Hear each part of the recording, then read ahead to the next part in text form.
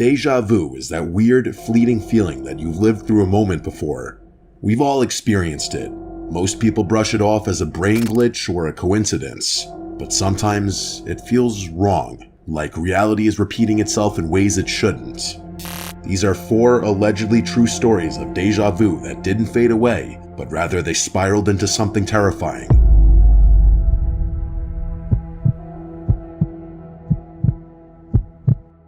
I don't usually talk about this with people because of how insane it sounds, but something happened to me back in 2017 that made me question not just my sanity, but the structure of reality itself. I was living in a pretty dingy apartment complex in central New Jersey, a 3-story brick building that probably hadn't been renovated since the late 80s. The kind of place where the hallway lights buzzed faintly and every door had chipped paint and mismatched locks. I lived there with my roommate Nick, who worked security night shifts for a warehouse just outside of town. Most nights I had the place to myself. It was a Thursday night in early February when I came home a little later than usual. I remember walking up the stairs and getting hit with a smell I hadn't smelled in years. Burned rubber mixed with some kind of citrus cleaner. That smell triggered something in me. This strange and sudden memory that felt like it belonged to someone else. As I walked down the hallway, the feeling of déjà vu hit me like a sledgehammer. Not just a flash of familiarity, but an overwhelming sensation that I had lived this exact moment before, in precise, granular detail. I stopped about 5 feet from my door and froze. I knew what was going to happen next. The light above me would flicker twice. A woman from downstairs would yell something muffled and then laugh. Then, at the far end of the hallway, something heavy would fall. A dull, metallic thud. And it happened in that exact order, exactly as I knew it would. I remember standing there, not even scared yet, just confused. I thought maybe I had dreamed it, but then it happened again the next night. This time I was watching TV, eating leftover Chinese food, and suddenly I knew the scene that was going to play before it happened. The lines of dialogue, the background noise, even the timing of a phone buzz from my nightstand. Over the next 5 days, these moments became more frequent. I began writing them down, testing myself, and every time I was correct. I knew things I couldn't have known, like the exact time Nick would text me, or the moment a neighbor's dog would start barking. But they weren't memories. They were reminders of something I hadn't lived yet. That's when the dream started. I dreamed I was lying in bed and the door opened. Nick walked in pale and dripping sweat and said, "There's someone in the building." His voice sounded wrong, like too flat, like it was being played from a recording. I asked who, and he just stared at me. That dream played every night. But the final night, it wasn't a dream. At 3:12 a.m., my door opened, and Nick was standing there, saying the exact same words. I followed him into the hallway with a bat in hand. He pointed toward the stairwell. There was no one, but something felt off. The shadows didn't move the way they should. We called the police. Nothing. I told Nick about the dreams, and he just stared at me and said, "I've been having them too." Neither of us said anything else. The déjà vu ended that night, but ever since then, I sometimes catch the flicker of something. A memory, a sense, a noise, and I wonder if I'm about to remember something before it happens again. Because if that door opens again and I hear those words, I don't know if I'll be able to follow this time. I've started to question if what we think of as a memory is really just our brain accessing timelines stacked atop one another, like layers of old wallpaper, each layer faintly bleeding into the next. Sometimes I think the hallway itself is some kind of weak point, a seam between 2 versions of reality. I moved out 6 months after that night, and I've driven past that building more than once, and each time, I swear I feel a tug, like my body wants to stop and go in. Part of me still believes there's something waiting at the end of that hallway. Not a person or a ghost, just a decision I haven't made in this version of my life. And every time I think about it, I feel like I'm closer to making it.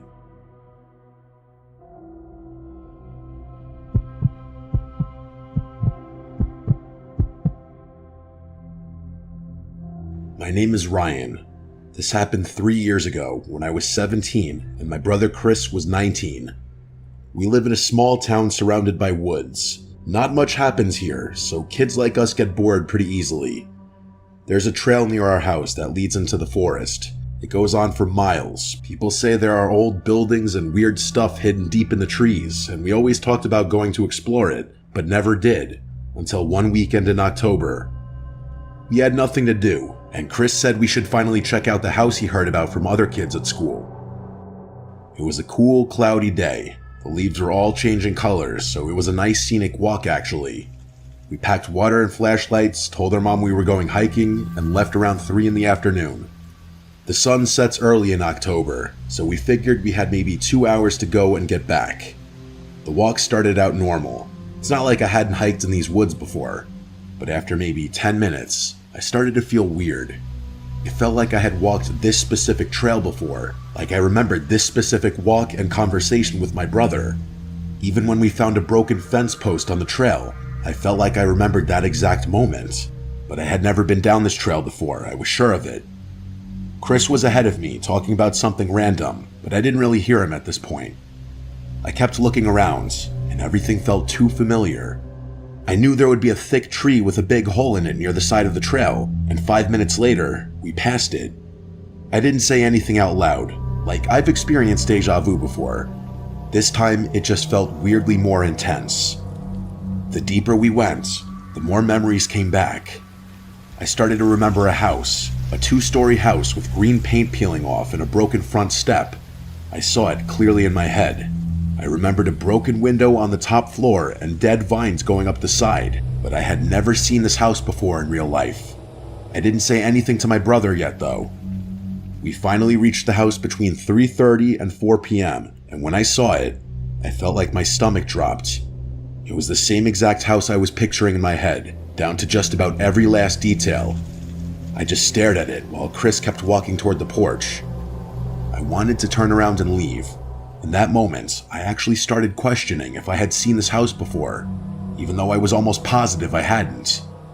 I asked Chris if it felt familiar to him, and he acted confused and said no. Then he asked what I meant. I told him straight up I felt a weird sense of déjà vu of this exact moment. I didn't want to chicken out though, so we kept going. The front door was cracked open, indicating we weren't the first to have the genius idea of exploring this place. Chris pushed it open slowly, and it made a long squeaking sound as it opened. Inside, it smelled like what you'd expect a long abandoned house to smell like, and the silence in there was almost deafening, like it felt heavy on my ears. We stepped inside, and there was broken furniture, old wallpaper peeling off, and a staircase going up on the left side of the room. We looked around the first floor for a while. There was a kitchen with no lights, a living room with a fireplace, and a hallway with one closed door at the end. The whole time, it felt like someone was watching us. At least to me it did. Chris made a comment that the place is kinda creepy, and I couldn't agree more. Then I said something without thinking. I said, I remember being here before. Chris stopped walking and just turned to me and said, what do you mean? I didn't even mean to say it. The words just came out on their own. I repeated myself. I said, I remember this place, the kitchen, that hallway, even the fireplace, and I remember a woman upstairs. Chris's response was one you would expect, an automatic assumption that I was trying to add to the creepy atmosphere and freak him out. I told him straight up, I'm not trying to scare you. I just have a weird memory of being here and someone being upstairs.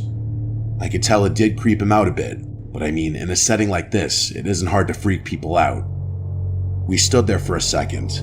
Then we heard a noise. A soft creak, like a floorboard being stepped on. It came from upstairs. Chris looked at me, and I looked at him. We didn't say anything for a few seconds.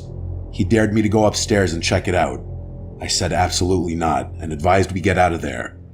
He somehow convinced me to play rock, paper, scissors to see who would go up there and check out the upstairs. I lost, but I still refused to go up there. Chris still would rather go up there than to leave the house right then. As he walked up the stairs, each step creaked. I followed behind, but I stayed at the top of the stairs while he walked toward the room where the noise had seemingly come from. It was the last room on the right. The door was slightly open. He reached out and pushed it open more. I couldn't see what was inside from where I was standing, but Chris saw something in there. He froze, and then out of nowhere, he screamed and almost shoved me down the stairs. He yelled, "Run," and we flew down the stairs and out the front door. We didn't stop running, not even when we reached the trail again. We kept going until we were completely out of breath. When we finally stopped, we were bent over, trying to breathe. My heart was beating so bad I could barely hear. "What did you see?" I asked. Chris looked at me and said, "There was a woman in there staring out the window like a statue." When I asked him what she looked like, he said all he really noticed was her hair, which was shoulder length and grayish blonde. He kept asking me how the hell I knew there would be a woman up there. I accused him of lying to prank me, that he probably thought I was trying to scare him, so he flipped the script on me, but he never caved. He never told me he was kidding. He insisted for days, weeks, months, even years later today that he wasn't kidding, and he saw that woman in there. Part of me knows there's a possibility he did flip what he thought was a prank back on me, but deep down, I believe him. We both heard that sound from upstairs. It came from someone or something alive. My déjà vu or premonitions or whatever you want to call it were also way too specific to be coincidental. I'm glad I wasn't the only one to look into that room. This experience changed my definition of the term déjà vu.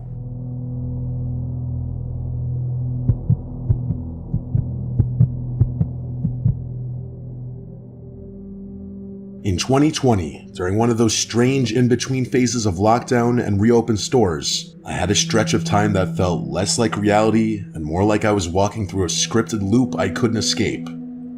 I was driving home late from my girlfriend's house, maybe 1:30 in the morning. It had just snowed, not heavy, but enough to turn the roads slick. I live in a small town outside Scranton, Pennsylvania, and there's this one intersection near my place that's infamous for accidents. It has 4 stop signs but no lights, and on snowy nights you have to basically guess if the other driver will obey them. As I approached the intersection, I felt something heavy settle in my chest. It wasn't fear at first, just a strange sense of being out of place, like I had stepped into a moment I had already lived. I slowed down, even though I had the right of way. Then, without warning, a black pickup truck blew through the stop sign on my left. If I hadn't hit the brakes early, it would have plowed straight into my side. I pulled over, shaking, watching the taillights vanish into the snow. That would have killed me, I knew it. But what scared me more was that I knew it was coming. Not in the way you anticipate danger. I mean, I remembered it. I remembered the details, like the crunching metal and the glass and the airbag crushing my face. None of it happened, but I remembered it like a fact. I chalked it up to stress. The pandemic, the isolation, whatever. But then, a few nights later, I had another episode. I was at a red light, and I remembered the song that would come on the radio before it did. I remembered the woman walking her dog across the street, even though I couldn't see her yet. I started to feel like I wasn't living in the present anymore, just reenacting it. Then the dreams began. Same road, same crash. Each night more vivid. In one dream, I got out of the car and saw my own body slumped in the driver's seat with my eyes glassy and a long gash across my temple. I could hear myself trying to breathe. On the 5th night, I woke up in a sweat and told myself I wouldn't take that route again. I drove 10 minutes out of the way and took the highway instead. Later that day, I got a message from a friend. There had been a fatal crash at that same intersection. Same time I usually drove through it, same make and color of my car. A different person, but the same ending. Ever since then, I've wondered, was I remembering my own death in another timeline? Was some part of me rerouted at the last second? Or was I just another version that got lucky, while another me didn't? I haven't had déjà vu like that since, but sometimes when I drive at night and the road looks too familiar, I get chills. Because maybe some part of me remembers something I'm not supposed to. I later looked into near-death experiences and found people reporting the same kind of thing, memories of things that hadn't happened yet, only they always involved a close brush with death. Maybe déjà vu is just a side effect of slipping through the cracks. Maybe time isn't a line at all, but a constantly reloading loop, and occasionally something inside us remembers what happened before the reset. If that's true, then every time we avoid disaster, it might not be because of luck. It might be because we've already lived through it, and some part of us is trying desperately to keep it from happening again.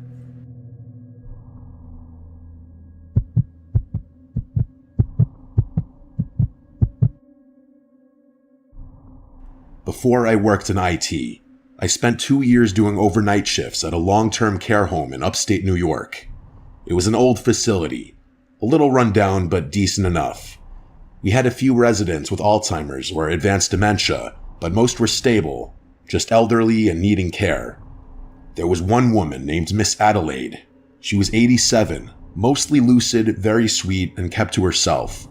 She had a faded photo of a young boy on her nightstand that she called her grandson, but no one ever visited her. Over the first few months, I developed a routine. Midnight rounds, patient checks every hour.